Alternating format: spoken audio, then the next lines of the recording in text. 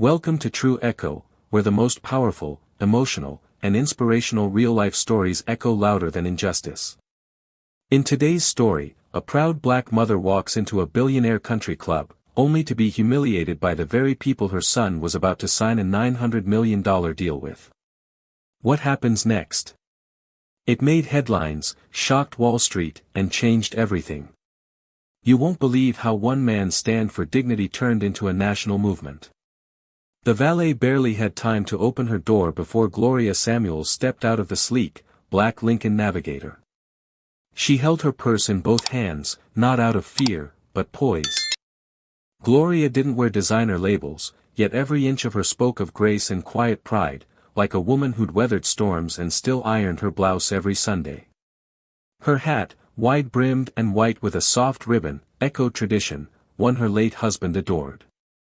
The Greenwich Country Club loomed ahead, all marble and manicured perfection, nestled beneath a spotless sky. Her son, Derek Samuels, had told her to keep things low-key. "Just come, Ma," he'd said with that warm smile of his. "No speeches. Just you, me, and a quiet toast." She came because he asked.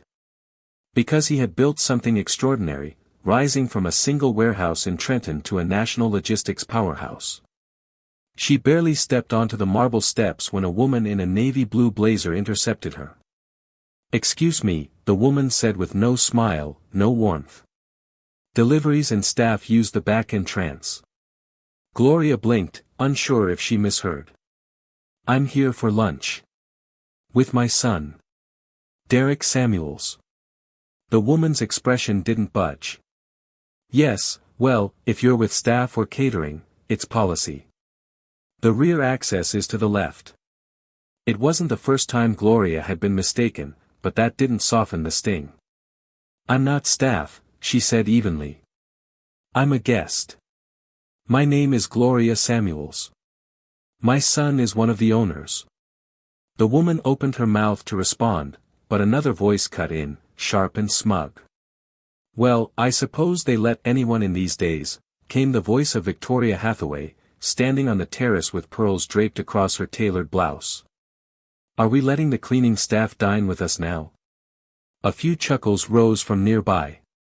Gloria stood still. Dignified. But her grip on her bag tightened. Across the patio, Derek Samuels had just raised a champagne glass for a toast. His gaze scanned the scene, and locked onto the horror unfolding at the entrance. The champagne flute slowly lowered. His smile vanished. Derek didn't wait. He excused himself mid-toast, setting the untouched glass down without a word. His stride was calm, but inside him, something ignited, fierce and cold. Gloria stood tall, but he knew her well enough to see through it. That jaw set a little too firm.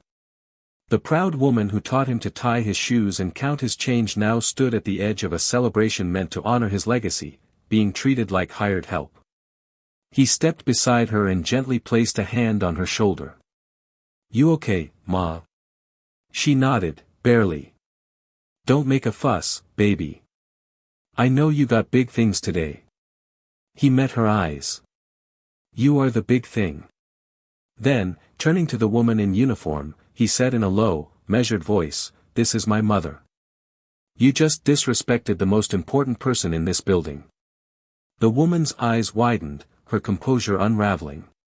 She stammered, I didn't mean." But Derek had already turned. He opened the door of the SUV for Gloria himself, helping her in like it was the most important job in the world. As he closed the door, she caught his wrist gently. "Don't ruin your moment over me." His jaw tensed. "You are the moment." Then he turned and walked back up the steps with quiet, explosive purpose. The room inside was buzzing, laughs, murmurs, the sound of forks on china, but all of it dulled when Derek re-entered. He didn't speak right away. Just stood near the head of the table, hands resting on the back of his empty chair. The Hathaway family glanced his way, a bit unsettled. Bradley Hathaway chuckled nervously. She was probably joking, he muttered to no one in particular. Derek ignored him. I want to say something. The room quieted instantly. You all know how much this deal meant, Derek began, scanning the room. Not just for our companies. For the entire logistics and tech infrastructure across this country. Preston Ward, the Hathaway General Counsel, leaned forward, sensing trouble. Derek, if there's a concern. There is. Derek's voice was calm but unwavering. I'm not signing the deal. The silence was deafening. Then confusion. Whispers. Laughter from someone who thought he was bluffing. Until they saw his face. Victoria Hathaway slowly turned toward him. Excuse me. He nodded. Excuse you indeed. Victoria forced a smile. Let's not overreact to a misunderstanding. I didn't recognize the woman, that's all. Derek blinked. That woman is my mother. Well, I'm aware of that now, she replied, brushing imaginary lint from her sleeve. But surely. No, Derek interrupted. You knew what you were doing. You said what you meant. And I won't let that stand. Preston spoke again. Derek, please. There are legal implications here. We've spent millions preparing this merger. Derek sat, not in the signing chair, but one far away from the paperwork. Then I'll see you in court. You can explain to a judge why disrespecting my family was part of your business strategy. Victoria rolled her eyes. Don't be emotional. That was it. Derek leaned forward, voice still soft, but steel-edged every syllable. You think I built this company from a corner office? I loaded trucks, Victoria. I drove 3 a.m. routes. Ran payroll off a folding table. While my mother took the bus to clean houses just so we could keep the lights on. And now you humiliate her, on the most important day of my career? He stood. There are deals you lose sleep over not signing. This isn't one of them. He walked out. No folder. No handshake. Just silence. The silence didn't last long. By morning, the story was everywhere. A small business podcast in Philly broke it first. Black CEO walks away from $900 million deal after mother disrespected. It exploded. Within hours, Tech Pulse, Forbes, and every major outlet picked it up. CNN debated it on air. Fox called it a misguided moral grandstand. But across the board, one thing was clear: Gloria Samuels had become a symbol. A black CEO who walked away from nearly $1 billion because someone insulted his mother. Outside his Newark office, cameras lined up. A clip of him walking in, no security, no entourage, just coffee in hand and a nod to the front desk, went viral. Reporters shouted questions. Was the Hathaway comment the reason you cancelled? Do you regret walking away from $900 million? He didn't respond. Not yet. Inside, his team was already drowning in calls. Some investors were panicking. Others quietly admired him. Derek gathered his senior staff for a meeting. No fluff, just one folding table and a whiteboard. I didn't cancel the deal because of money, Derek said later that day in a press conference. I canceled it because the second you allow disrespect into the room, it spreads. I wasn't raised that way. I won't build a future on silence. A CNBC reporter asked, was it really Victoria Hathaway who made the comment? Yes, Derek said flatly. Loud enough for everyone to hear. And loud enough for my mother to feel it. Some are saying that's not reason enough to walk away from $1 billion deal, another chimed in. Derek's response was simple: depends on the kind of company you want to build. The moment landed like thunder. TikTok clips flooded the app. Influencers stitched together reactions. Warehouse workers reposted it. Teachers. Nurses. Even a retired Marine in Georgia made a video praising him. But not everyone cheered. Inside the Hathaway estate, panic spread like wildfire. Victoria's eldest son, Clinton, called an emergency board meeting. "Do we issue a public apology?" he asked. "I don't apologize to people who overreact," Victoria replied, sipping white wine like she hadn't just detonated a family empire. "You insulted the man's mother," Clinton snapped. "In public. On deal day. What did you think would happen?" But she was unmoved. "They always come back. Pride fades when the money runs out." What she didn't know, what she refused to see, was that Derek's power didn't come from a deal. It came from what he stood for. And that scared her more than anything. Inside Derek's headquarters, the mood was tense but focused. He had sparked a national conversation, but that kind of spotlight burns, and not everyone wanted the heat. In the top-floor conference room, Derek sat with his core leadership team. Elliot Trammell, CFO. Julian Ricks, COO. Nia Whitlow, head of marketing. They had built the company from the ground up with him, but loyalty is tested hardest when money's off the table. Elliot leaned forward first. "We need to talk about long-term consequences. We just lost a deal that would have scaled us coast to coast. Our West Coast expansion was tied to that capital." Derek nodded. "I know." Julian added, "The Hathaways are already drafting legal action. They're saying you blew up the deal for personal reasons." "It wasn't personal," Derek said calmly. "It was principle." "Can we afford principle right now?" Julian asked, more serious than angry. "We're a Series C company still playing in AB League." Derek didn't flinch. "Then we play harder." Silence. Nia finally broke it. "Derek, I support you. But this isn't just about business anymore. You've become a headline. A symbol. That comes with pressure." He looked at her. "I didn't ask to be a symbol." "No, but you are one," she replied. "And if you don't shape the narrative, the Hathaways will." He walked to the window and looked out over Market Street.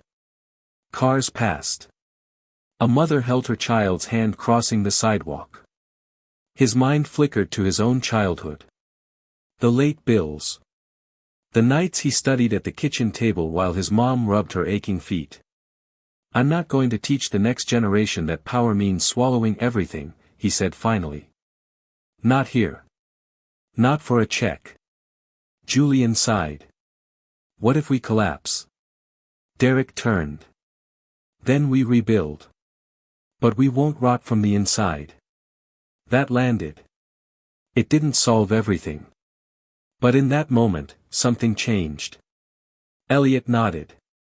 "Then Nia." Julian shrugged. "We'll hold." But Derek knew the pressure wasn't over. 2 days later, he met his cousin and co-founder, Theron, at a diner in West Orange, the same booth they once sketched their first business plan on a napkin. Theron didn't waste time. "Monroe Bank's pausing our credit line. The one for the West Coast ops." Derek nodded. "I figured they might." Theron's eyes narrowed. "You figured? This wasn't some ego project. This was our generational leap. You made that decision without me." Derek held his gaze. "I wasn't going to build our future on top of our mother's humiliation." Theron shook his head. "You ever think maybe that was her fight to pick, not yours? She wasn't fighting. She was being stepped on. And now people think you did it for clout. I did it because we're not for sale." Theron stood slowly. "You'd better hope people still think that 6 months from now." Derek didn't flinch. "Even if they don't. I'll sleep fine." But as Theron walked out, Derek knew, the next battle wouldn't be public. It would be personal. The storm behind closed doors was brewing fast. Victoria Hathaway wasn't finished. From the marble hallways of the Hathaway estate, she launched a subtle but strategic counterattack. First came whispers to media contacts: Derek was unstable, volatile, overly emotional. Then came the legal maneuvers: quiet threats of breach of contract claims, attempts to freeze his funding, and background checks on his early investors. Then Derek got the call. Blocked number. Raspy voice. Mr. Samuels, you don't know me, but I worked with the Hathaways for 15 years. They're coming for you. Why are you calling? Because I've seen this playbook before. They erase threats quietly. They're digging into your filings, trying to make you look erratic. They're not done humiliating you. The line went dead. Derek sat in the darkness of his office, the city lights flickering in the window. He knew what was coming. And so did Naya. They're going to flip the narrative, she told him the next morning.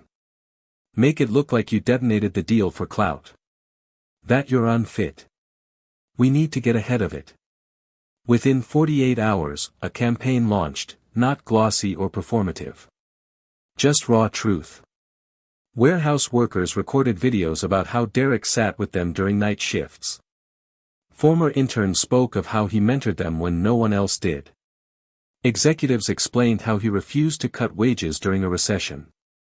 But the most powerful message came from Gloria. In a modest living room, sitting in her favorite armchair, she looked straight into the camera and said, I didn't raise my son to be a businessman. I raised him to be a man. A man who stands up when standing means losing something. The clip went viral. Again. Cable news covered it.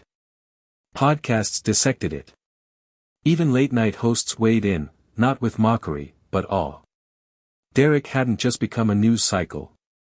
He had become a litmus test for leadership. Still, the Hathaways fought back. They released internal documents suggesting Derek had once violated early contract terms with a partner company, Stratus Line Logistics.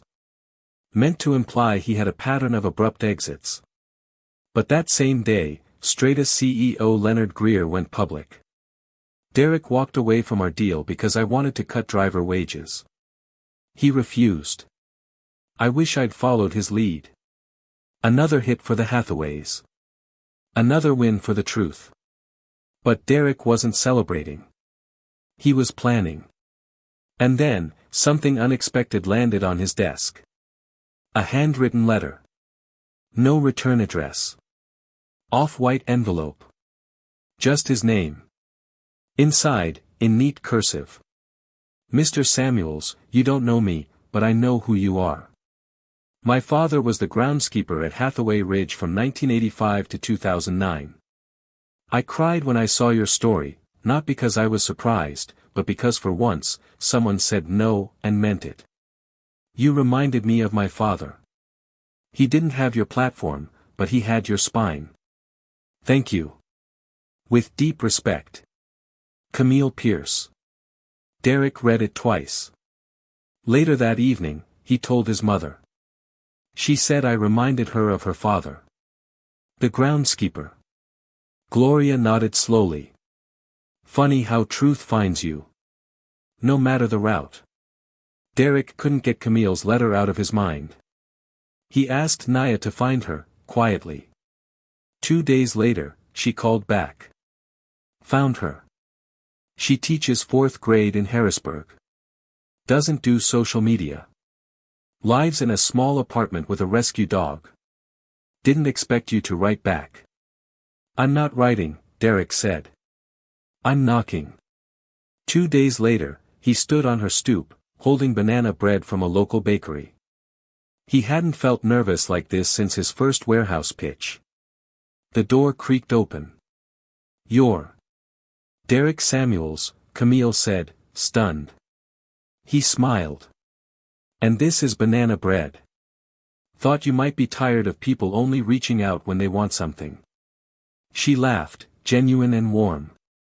Come in before my dog eats you. Her apartment was humble but filled with warmth. A photo of an older black man in work boots sat above the fireplace. That's my father, she said, handing him a cup of tea. They talked. About her dad. About what it meant to work for the Hathaways for 20 years and still be invisible. About how he taught her to read using old invoices and how he once got in trouble for using the main staircase instead of the service path. "He'd have liked you," she said. "Not because you made it, but because you walked away." They spoke for 2 hours. Nothing scripted. No cameras. Just two people carrying the same weight from different corners of the world. As Derek left, she handed him an old photo. Her father standing under a tall oak tree, rake in hand, pride in his eyes. "For when the world gets loud again," she said. Back in Trenton, Gloria was tending basil in the garden when Derek arrived with takeout. She moved slower now. More pauses between steps. But still precise. Still present. "You all right with all this attention?" he asked. "I've seen worse," she said. "But I know what comes with it. When you walk out with your head high, it makes some folks feel small. So they try to make you feel smaller." He sat beside her. "They're still spinning it. Still saying I blew up the deal over nothing." "You know it wasn't nothing," she replied. "And anyone who says that don't know the cost of respect." He nodded. Then said, "I want to start something. For the people who build the systems but don't get to sit in the rooms. Real support.